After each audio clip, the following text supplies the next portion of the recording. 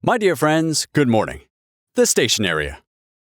In many big cities, it rhymes with rather dirty sidewalks where late travelers are running around. There are cafes, those for the travelers whose train is late, but also benches, pigeons, a fountain, and a sex shop. Yes, when it is not on the internet, the good old sex shop with its bright neon lights is often near a station.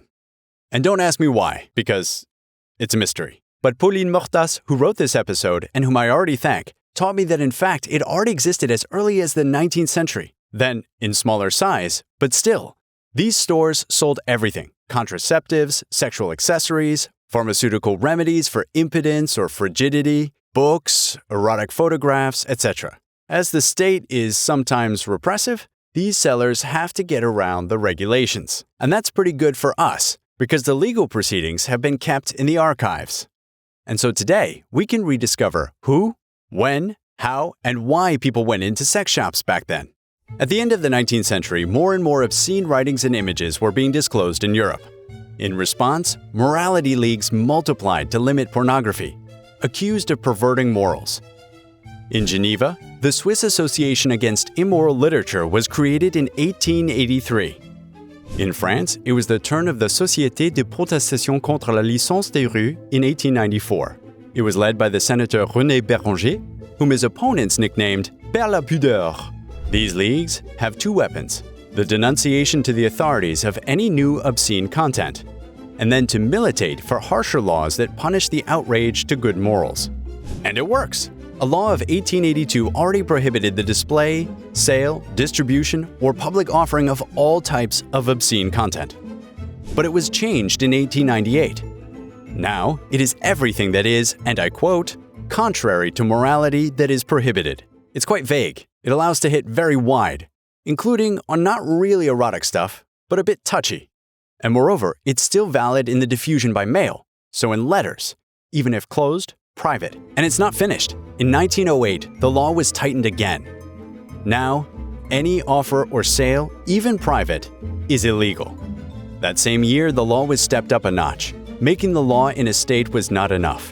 Paris hosted an international congress against pornography, which led to an international diplomatic conference in 1910. The goal is to create agreements between all the signatory countries so that each one has an office specialized in the repression of obscene publications. It's nice to see so many countries united for a good cause. But in your opinion, who is the ugly duckling? Well, yeah, France, of course.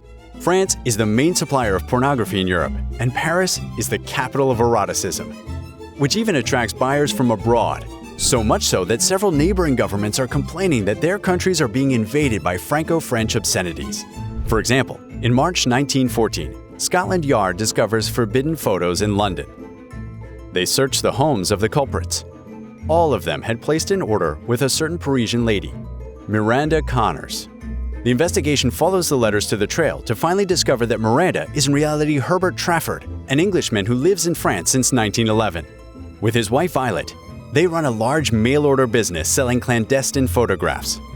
The Londoners are delighted to receive their little French porn in their mailbox.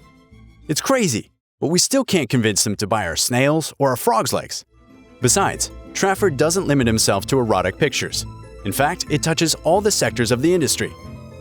For starters, there's sex tourism. Trafford explains to the examining magistrate that the couple guides Englishmen visiting Paris. But their letters are clear. It's all about being the pleasure pilots, as they say, of their clients, taking them to the Moulin Rouge, the Monaco, and even to the brothels. Trafford knows all the rates to suit the travelers' wallets. There are prostitutes who ask for 20 francs an hour, and there are those who are satisfied with 40 francs for a whole night. The very young girls, or rather their mothers in their place, ask for much more: 50 francs an hour, 125 francs a night. It's a real El Dorado for people from the United Kingdom, where brothels have been forbidden since 1886, whereas this business is legally regulated in France. The same goes for the photos sold by mail order. Trafford tries to make people believe that they are artistic pictures, but the advert strangely promises a discreet delivery, and a simple look at the photos allows us to understand immediately why. This type of trade is in full expansion. In 1870 and 1900, it is estimated that 2 to 4 million erotic pictures were circulating in France. Catalogs sold them by series, with all the successive stages of a sexual act, exactly like in a modern porn film.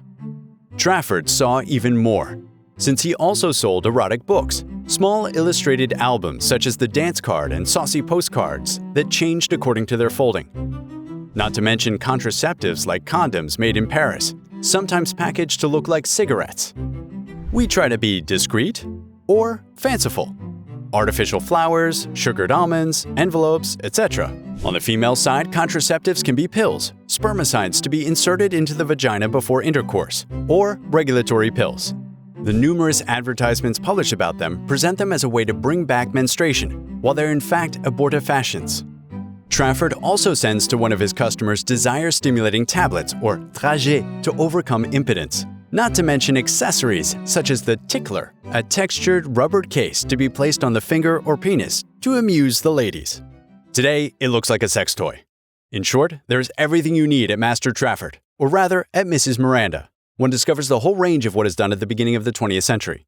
Now, the question remains, who buys it all? A good half of Madame Lady Miranda's customers are Englishmen who live mostly in large urban or industrial centers like Liverpool or Birmingham. They may have seen these ads in newspapers like the Daily Mail, the Sport Argus, or the Mirror of Life. But this seller reaches the whole English-speaking world, including the colonies, with some customers in Ireland, Ghana, South Africa, and India. It has even reached the American continent with a handful of customers in the United States, in Idaho and Pennsylvania, but also in Chile. In fact, Trafford's small business was based on one of the great advances of the time, the development of international postal services via steamers, large steamships that made regular connections between continents. Without being a multinational, it sells everywhere and to everyone. Indeed, given its correspondence, erotic articles are no longer reserved for wealthy clientele. Thanks to the industrialization of their production, erotic books and photographs are affordable. They are democratized. Well, not enough for the most modest, but several customers come from the middle class, and Trafford knows it well since he publishes his ads in popular newspapers. And, last but not least, his clientele is overwhelmingly male, even if there is at least one woman. So there are some female consumers, maybe even more than we think. After all, there could be concerted purchases in a couple, but we prefer to remain discreet, even cautious on these subjects. Indeed, all that is very supervised by the authorities. Fortunately, the Trafford couple have more than one trick up their sleeve. The advertisements make allusions, never really explicit. They speak about Parisian photos, for example. To deceive the police, they use many pseudonyms. And yes, Miranda Connors is not alone. There is also Vera Fort Camille, Myrtle Evans, Madeleine Villiers, all more imaginary than the others. But the clients are guaranteed anonymity because they are given code names. Mr. Wainwright becomes W510, and John Keamy is transformed into J. McKay. Finally, Trafford communicates his real address as little as possible. He has his mail sent to various merchants in his neighborhood and avoids registered letters, which are always suspicious, and uses opaque envelopes to deliver orders. Sometimes he even recycles envelopes or boxes with the letterhead of other companies. That way it covers up the tracks. And given all the risks, the second trick of the trafficker is to keep his customers loyal to death. To begin with, he personalizes his commercial relationship with each one, responding to each request or specific instructions of the customer by sending the ideal photos. More or less kissing, nudity, clothes of such and such a type in the photos, etc. But it goes much further. Like an internet scammer, he builds a fake profile, entirely imaginary. Miranda has quite a story. She is a young Englishwoman from a good family, a former photo model, in love with freedom and leading a bohemian life in Paris. If a client is skeptical, he sends him a convincing photo, and he insists Miranda is so alone, so fragile in the face of life's economic difficulties. In principle, the client feels sorry for her and buys more. The first customer starts asking for nudes of Miranda herself. A second customer wants to visit her in person. A third customer becomes jealous of the other customers. And then, quickly, Miranda reassures them all. No, don't worry, I only have a relationship with you and you alone, etc., etc. It's exactly the same shams as on the internet today. And this is how you get repeat orders and satisfied customers, who in turn tell their friends. Fortunately for Trafford, as legislation is getting tougher, word of mouth is gradually becoming the only way to attract other customers without doing too much advertising, too quickly spotted. He ends up creating a kind of sponsorship by saying, if you bring me other customers, then I will add articles to your orders. Frankly, give him a few more months and the guy will set up a pyramid scheme. And since he's not afraid of every customer in a new country, he asks for information. In Chile, for example, are there any uncontrolled Chilean newspapers that publish classified ads? Good question. Thanks to all this, the network expands and business is booming. When he is caught by the French justice, clients who are very attached to his work send him bank checks and even a ring to ensure his defense. And he will get out of it. But not because of his supporters, just because of an unexpected event, the First World War. The legal proceedings are interrupted and only resume in 1917, 3 years later. Trafford did not even appear at the public hearing that sentenced him to 6 months in prison. In fact, he had left his home since 1914.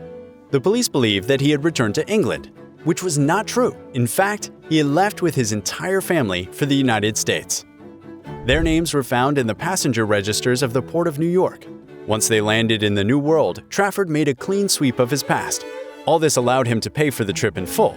But now, he's going to work in a publishing house. Finally, with just one example, Pauline Mortas' investigation allowed us to discover a whole part of the society of the time, and I'm sure that many of us did not know all of that. So, thank you to her. And I'll do my Miranda, but you, yes, you, with whom I share such a special relationship, you are the only subscriber that really matters. Share, like, comment, subscribe yourself and your friends. See you soon.